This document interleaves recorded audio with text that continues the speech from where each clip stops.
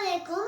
Video शुरू करने से पहले जिन लोगों ने मेरा चैनल सब्सक्राइब नहीं किया वो जल्दी से सब्सक्राइब कर लें। आज मैं आपको अपनी किताब से एक कहानी सुनाता हूँ। स्कूल की छुट्टी थी। सारा, आमना और फातिमा ने सोचा कुछ खेलते हैं।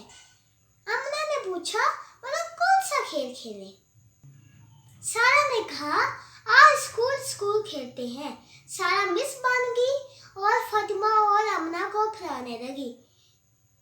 सारा ने सोचा मिस तो लिखवाती भी है, मगर यहाँ लिखने के लिए तख्ता नहीं है। ऐसा करते हैं दीवार पर लिख लेते हैं।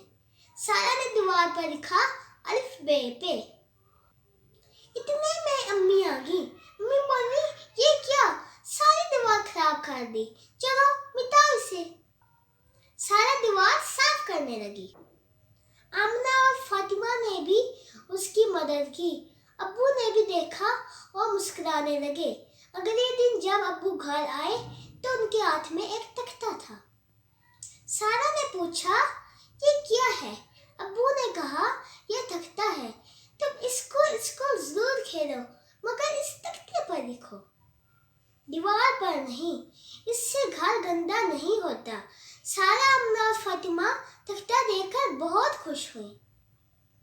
तीनों ने अब्बू का शुक्रिया अदा किया और स्कूल खेलने लगे।